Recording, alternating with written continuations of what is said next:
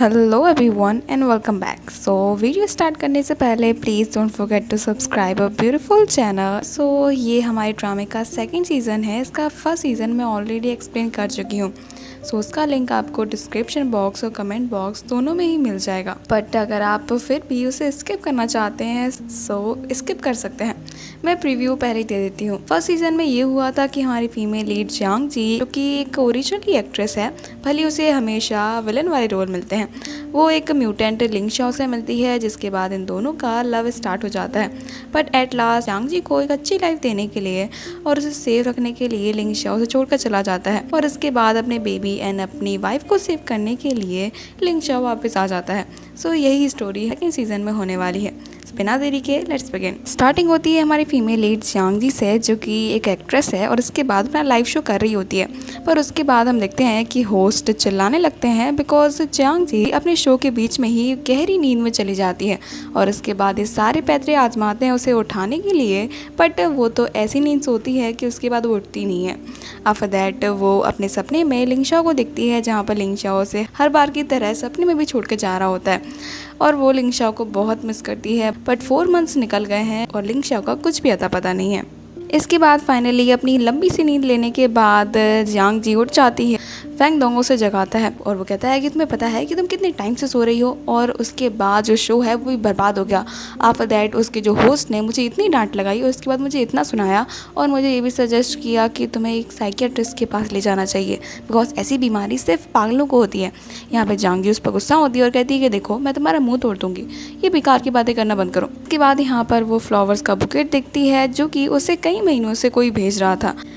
Jiang जी की हरकतें बहुत ही ज़्यादा बढ़ गई होती हैं। इसके बाद उसका असिस्टेंट परेशान होता है कि कहीं जियांग जी के साथ कोई दिक्कत तो नहीं है, कहीं वो प्रेग्नेंट तो नहीं है। इसके बाद वो ये बात जियांग जी को भी सजेस्ट करता है कि आप दरअसल प्रेग्नेंट तो नहीं है।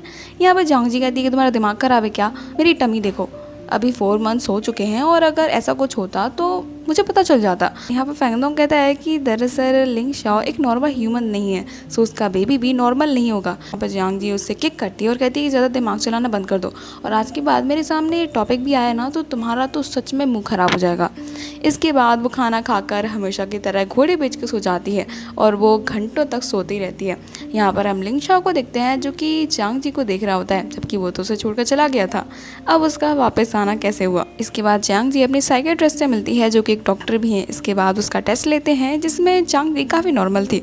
लेकिन यहाँ पर हम लिंग शाओ को देखते हैं, जो कि इन दोनों को देख रहा होता है और परेशान होता है कि आखिर जियांग जी के साथ सच में कुछ गलत हुआ है। पर हमें स्टोरी थोड़ी फ्लैशबैक में दिखाई जाती है, जहाँ पर हम जियांग जी ग्रैंडफादर को देखते हैं, जिन्हें दरअसल माउंटेन पर हाइकिंग करते टाइम दरअसल एक म्यूटेंट की बॉडी मिली थी, और उसके बाद उसे वहाँ पर फ्रीज करके रखा गया था।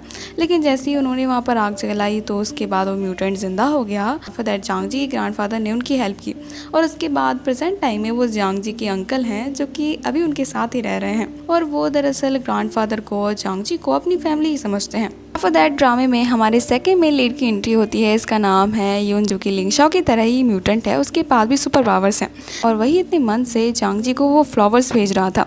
इसके बाद जियांग जी उस पर गुस्सा होती है और कहती है कि देखो मुझ पर डोरे डालना बंद कर दो, I am not interested at all. यहाँ पे यून उसे फ्लावर्स पकड़ाता है और कहता है कि लेकिन मैं तो इंटरेस्टेड हूँ। इसके बाद वो जियांग जी का होलिया देखता है, जो कि एकदम बिगड़ा हुआ था, लेकिन फिर भी कहता है कि यू आर इंटरेस्टिंग। इसके बाद वो यहाँ से चला जाता है। After that Jiang Ji supermarket जाती है और यहाँ पर अपना सामान खरीदने लगती है। तभी वो अचानक से लिंग शाओ को देखती है और सोचती है कि वाओ, मैं सपने में सुपरमार्केट में भी आ गई हूँ, मैं कहाँ कहाँ जाऊँगी। दरअसल मैं सो जाती हूँ, उसके बाद ये सपना ख़त्म हो जाएगा। आफ्टर दैट वो उसी सुपरमार्केट में सो जाती है, ये सोच कर कि ये सपना है। यहाँ पर लिंग शाओ उसे देख रहा होता है और कहता है कि ये तो बहुत ही बुरा हुआ। आफ्टर दैट जियांग जी सच में अपने घर पर उठती है और सोचती है कि वाओ, ये सपना ही था। इसके बाद वो जल्दी से खाना खाने के लिए उठती है और जल्दी से ढेर सारा एक साथ खा जाती है, जो कि एक नॉर्मल ह्यूमन नहीं खा सकता। यहाँ पर वो लिंग शाओ को दिखती है, जिसने ही उसके लिए कुक किया था, लेकिन फिर भी उसे ऐसे इग्नोर करती है जैसे कि लिंग शाओ वहाँ पर है ही नहीं, और सोचती है कि मैं अभी भी सपने में हूँ, और वो लिंग शाओ को इग्नोर कर चली जाती है बिकॉज उसके हिसाब से तो वो सपने में है। पर उसका असिस्टेंट उससे फिर से सजेस्ट करता है कि आपको दरअसल टेस्ट कर लेना चाहिए कि आप प्रेग्नेंट हैं या नहीं। सिम्टम्स हैं वो दरअसल कुछ ऐसे ही हैं। इसके बाद जियांग जी फाइनली टेस्ट करती है, और उसके बाद उसका टेस्ट पॉजिटिव आता है तो रोना स्टार्ट कर देती है, बिकॉज ना ही उसके पास लिंग शाओ है और ना ही कोई होप कि आखिर अब वो क्या करे। इसके बाद रोते हुए अपने नूडल्स खाती है और जाकर कार में सो जाती है। यहाँ पर हमारा सेकंड मेन लीड यून चैन उसे अप्रोच करता है। उसे कहता है कि तुम मुझे डेट कर सकती हो और मैं तुम दोनों का अच्छे से ख्याल रखूंगा। जांगी सरप्राइज होती है और कहती है कि तुम्हें कैसे पता चला। जन कहता है कि दरअसल मैं भी एक म्यूटेंट हूँ, इसलिए मुझे सब कुछ पता रहता है। उसके बाद जांग जी अपने घर से बाहर निकलती है और यहाँ पर लिंगशा को दिखती है, जो कि दरअसल गार्डन में पानी दे रहा होता है और सोचती है कि शायद ये भी सपना है। लिंगशा उससे कहता है कि ये सपना नहीं है, ये सच्चाई है, मैं तुम्हारे साथ ही हूँ और इतने टाइम में भी मैं तुम्हारे साथ ही था। After that Zhang Ji embarrassment के मारे दरअसल पानी हो जाती है, बिकॉज उसने इतने दिनों में लिंगशा को हवा की तरह इग्नोर किया और उसके साथ ऐसी हरकतें की जिसके बाद वो खुद ही एम्बेरस होती है कि आखिर वो क्या कर चुकी है। बिकॉज उसे लगता था कि शायद लिंगशा उसके सपने में है। इसके बाद उसे अपने से दूर जाने के लिए बोलती है। तो यूनजिन उसे कॉल करता है और उसे कहता है कि हनी, मैं तुम्हारा फ्यूचर बॉयफ्रेंड, तो तुम मुझसे मिलने के लिए दरअसल पार्टी में आने वाली हो क्या? और मुझे लिंगशा के बारे में तुम्हें एक बात भी बतानी है। इसके बाद लिंगशा का नाम सुनकर जांग जी उससे मिलने के लिए चली जाती है और कहती है कि जल्दी से बताओ और बात यहीं पे ख़त्म करो। इसके बाद यूनजिन उसे बताता है लास्ट नाइट जब वो उसे घर छोड़ने के लिए गया था तो यहाँ पर लिंगशा और उसके बीच में फ़ाइट हुई थी और इन दोनों की काफ़ी लंबी फाइट होती है और लिंगशा उसे हरा देता है। मतलब लिंगशा अभी भी तुम्हारे घर में है।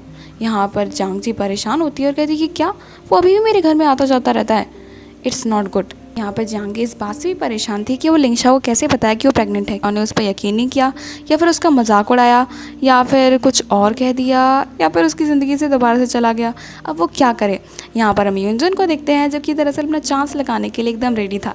जांग जी के घर पर उसे विजिट करने के लिए आता है और उसे कहता है कि क्यों ना मैं भी यहीं पर रुक जाऊँ, बिकॉज ये जगह काफ़ी बड़ी है एंड मैं अपनी गर्लफ्रेंड के साथ रहूँ, बुरी बात थोड़ी है। लेकिन जैसे ही यूनजुन को पता चलता है कि लिंगशा यहाँ पे आने वाला है, वो जल्दी से यहाँ से भाग जाता है बिकॉज उसे पता है कि वो लिंगशा से फाइट में नहीं जीत सकता। पर हम यूनजिन को देखते हैं जो कि खुद तो एक प्लेबॉय है लेकिन फिर भी वो एक लड़की से परेशान रहता है, मतलब उसकी एक्स गर्लफ्रेंड, जो कि अभी तक उसे छोड़ने के लिए तैयार नहीं थी। उसने सारे पैतरे आजमा लिए बट वो अभी भी उसे छोड़ने के लिए तैयार नहीं है। इसके बाद वो जांग जी की हेल्प लेता है कि एक्स गर्लफ्रेंड से मिलती है, उसके सामने अपना एक्टिंग स्टाइल दिखाती है, उसे बताती है कि वो दरअसल प्रेग्नेंट है यूनजिन के बेबी के साथ, इसीलिए तुम उसे छोड़ दो बिकॉज यूनजिन कभी भी तुम्हारा नहीं होने वाला।